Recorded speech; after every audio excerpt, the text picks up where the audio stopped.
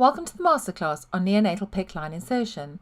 This Masterclass is aimed at doctors specialising in paediatrics and neonatology and advanced neonatal nurse practitioners. I am Felicity Brocker, a neonatal consultant working in the UK. I've chosen the subject of neonatal PICC lines as these peripherally inserted central catheter lines form an integral part of the management of both sick and premature babies on the neonatal unit. They enable us to provide nutrition and hyperosmolar drugs to these babies. The subject matter is really important, as inserting these lines is not without complication. Complications can occur and include central line associated bloodstream infections or CLABSIs. The lines can become blocked. The lines can extravasate. If extravasation occurs in the heart, you can get a cardiac tamponade, which if unrecognized is fatal. As with everything in medicine, patient safety is of utmost importance. It is therefore really important to ensure that all staff who are placed in these lines are appropriately trained to do so in order to minimize complications. There's a lot of information available on the subject matter. However, for those of us working in the UK, it is important to be aware that the British Association of Perinatal Medicine, or BAPM, has published a framework for practice on the use of central venous catheters in neonates in 2015. This was revised in 2018. The BAPM framework states that we need to always inform parents that when we are inserting these lines, units inserting PICC lines should have a care bundle in place. You need to be formally trained if you're going to insert a PICC line. The most appropriate person should always place the line. You need to be familiar with the equipment on your own neonatal unit. There needs to be a standardized approach to calculate the length of insertion. If you feel resistance on insertion, it is likely that the line is malpositioned. Always ensure that you can freely aspirate the line. All line tips should lie outside the cardiac shadow. So for upper PICC lines, this means they should ideally lie within the superior vena cava, and lower PICC lines ideally in the inferior vena cava above L4 and L5. If the line is manipulated, a repeat X-ray needs to be done to confirm the position. There needs to be appropriate fixation of the line to the skin to minimize skin injury. Always clearly document when you have placed a line. A neonatal or pediatric consultant or radiologist needs to confirm the line position within 24 hours in writing. These lines need to be reviewed daily as to whether they are still necessary. There needs to be ongoing care and documentation of the line and the line site. If a patient with a PICC line deteriorates, always think, could this be the PICC line? Before inserting a line, some preparation needs to take place. You need to choose a vein, choose the PICC line, prepare your equipment, and the procedure itself. Always use a good light source to help you choose a vein that you will use. In neonates, you can use veins in both the upper limbs and the lower limbs, and sometimes, if necessary, the scalp. You need to measure the insertion distance. In the upper limb, this is from the point of insertion to the sternal notch, and in the lower limb from the point of insertion to the Xiphus sternum.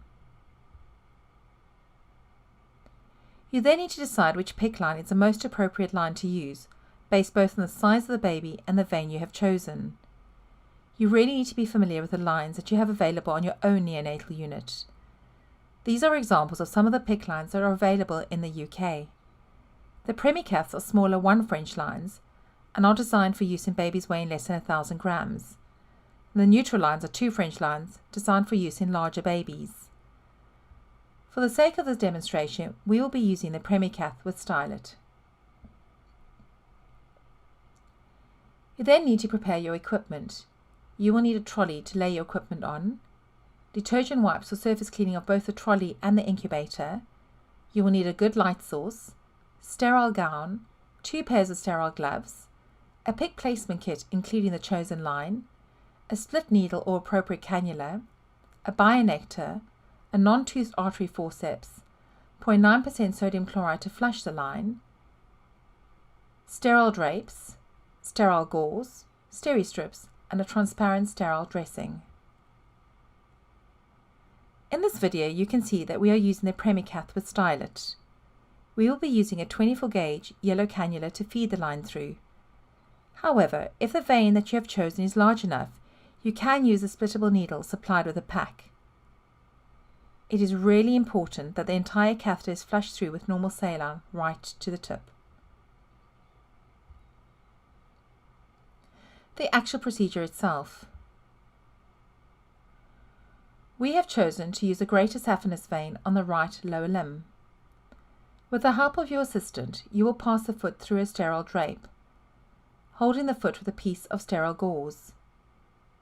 You're then able to clean the foot as well as the entire exposed area with your chosen cleaning solution. Once you have done this, you will place the foot through another sterile drape and remove your first pair of gloves.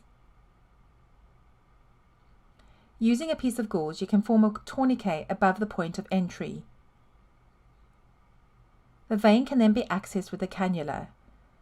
Once you have flashback, advance the cannula and remove the needle.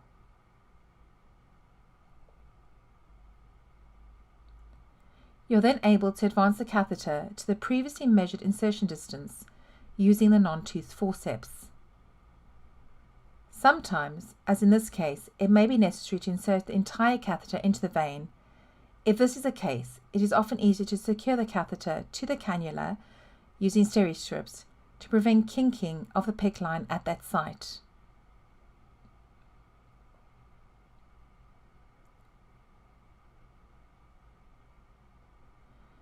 The stylet can then be removed and disposed of.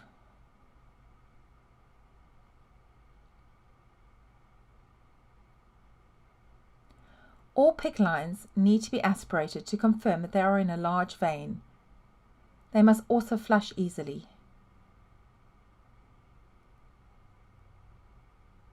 The cannula can then be removed, ensuring that hemostasis is achieved at all times. Once hemostasis has been achieved, a steri strip can be placed at the point of insertion. This will help anchor the line and prevent it moving.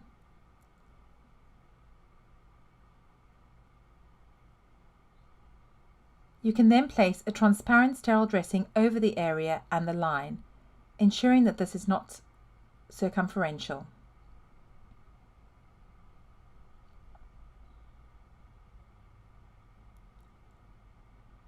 Once the line has been inserted, the line needs to be x-rayed to ensure that it is in the correct position. If you're using a 28 gauge PICC line, such as the Premier Cath that we have used, I would recommend that you use contrast such as OmniPEG to aid visualization of the line. The position of the arm largely depends on which vein you have chosen to use. For the basilic vein, the shoulder should be in adduction and the elbow in flexion.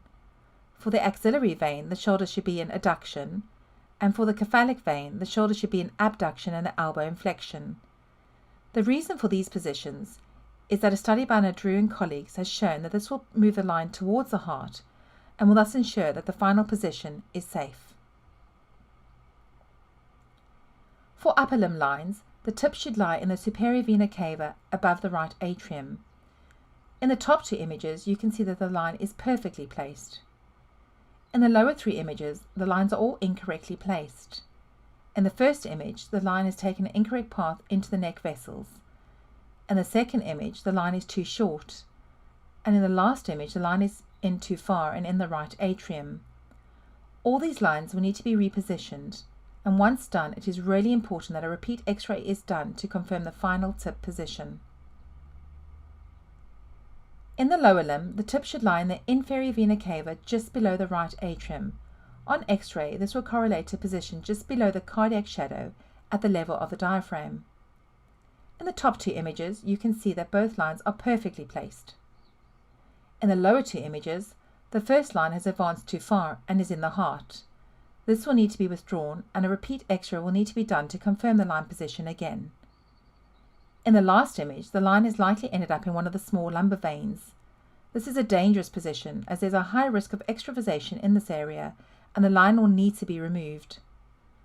For all saphenous PICC lines, the line should go into the left iliac vein, cross the midline at L4, L5, and then run to the right side of the vertebral column in the inferior vena cava. There should be no tortuosity in the path of the PICC line. Once you've inserted the line, it's important to document this in the patient notes. You can use insertion record stickers such as this one from BAPM.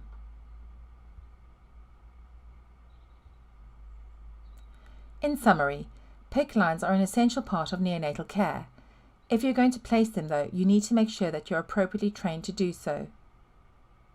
Should you have any questions, please do contact me on my email address below. I really hope that you've enjoyed this masterclass and that going forward you will feel more confident in placing your PICC lines. Good luck.